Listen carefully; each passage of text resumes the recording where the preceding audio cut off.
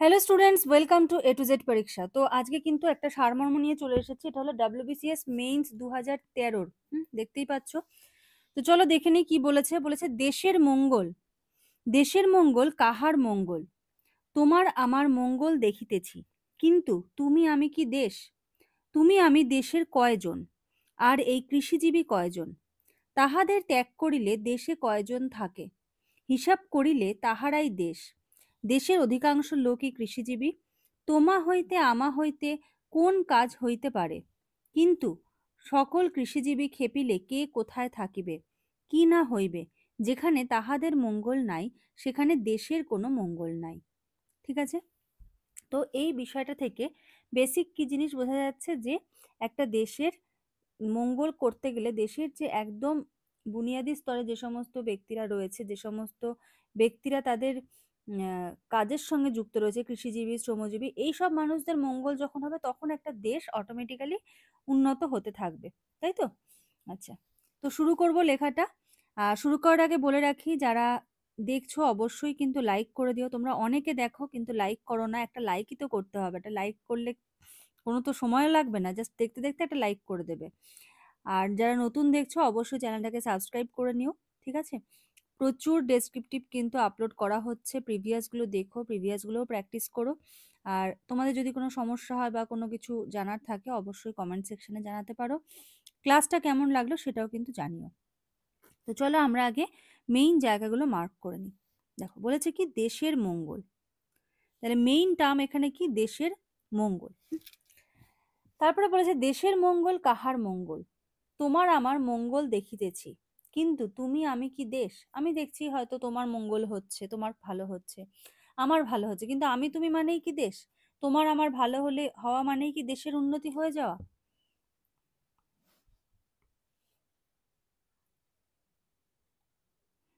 তোমার আমার মঙ্গল দেখিতেছি, কিন্তু তুমি আমি কি দেশ, এই লাইনটা খুব ভাইটাল। ঠিক আছে? তুমি আমি দেশের কয়জন? তুমি আমি দেশের কয়জন, আর এই কৃষিজীবী কয়জন, মানে একদম যারা, যেই মানুষগুলোর উপর পুরো দেশ নির্ভর করে আছে, আর এই কৃষিজীবী কয়জন? তাহাদের ত্যাগ করিলে দেশে কয়জন থাকে?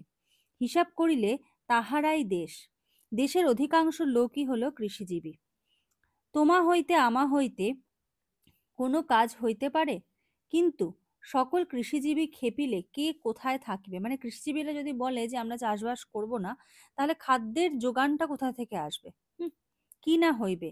যেখানে তাহাদের মঙ্গল নাই, সেখানে দেশের কোনো মঙ্গল নাই। ঠিক আছে? তাহলে চলো লেখাটা এবার শুরু করব।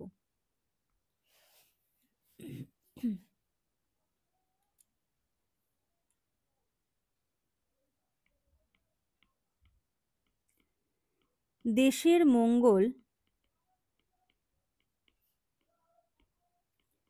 তখনই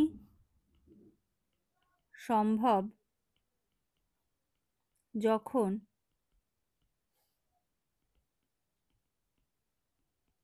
দেশের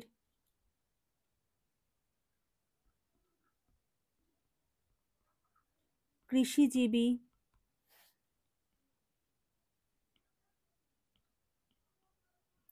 শ্রমজীবী মানুষের মঙ্গল হবে।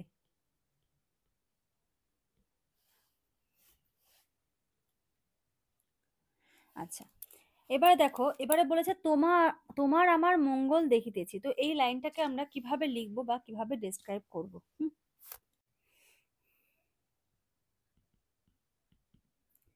তারা যদি অভাবে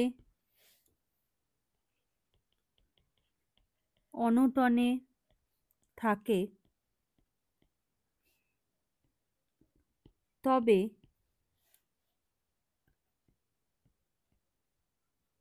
দেশের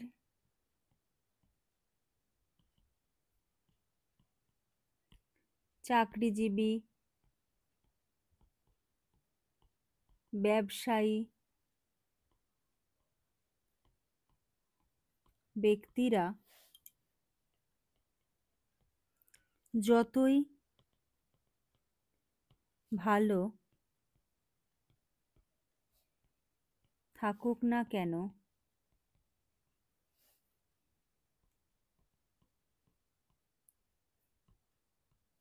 দেশের মঙ্গল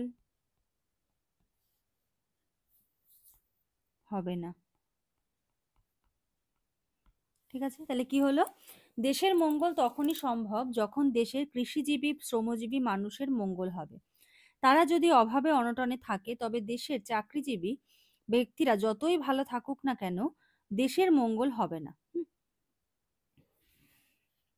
আচ্ছা, এখানটা তবে না করে একটু চেঞ্জ করে দাও, যে তারা যদি অভাবে অনটনে থাকে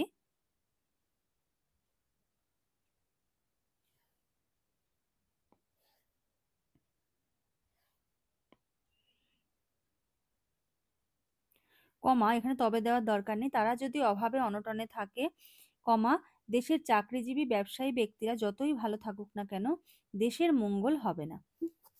আচ্ছা, এবারে আমরা কি করব, কনক্লুশন লাইন টানবো। ঠিক আছে, এই যে কিন্তু সকল কৃষিজীবী খেপিলে কে কোথায় থাকিবে কি না হইবে, যেখানে তাহাদের মঙ্গল নাই সেখানে দেশের কোনো মঙ্গল নাই।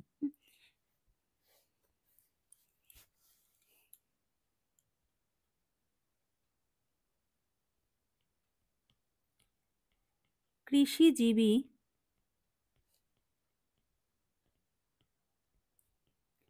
ব্যক্তিদের উপর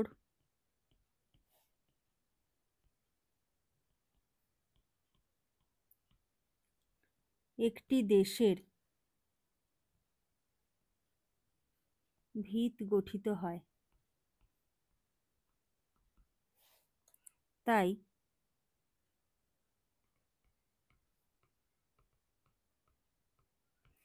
তাদের বাদ দিয়ে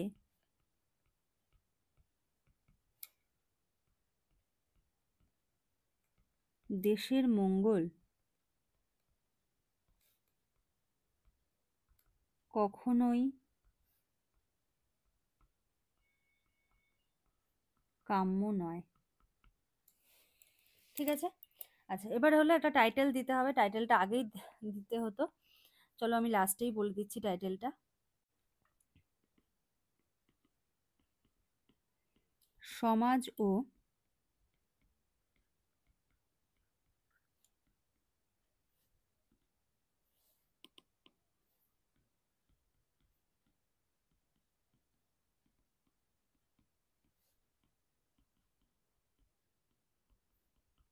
ঠিক আছে, তোমরা প্র্যাকটিস করো, তোমরা তোমাদের মতো করেও টাইটেল দিতে পারো, এটা কোনো ব্যাপার না।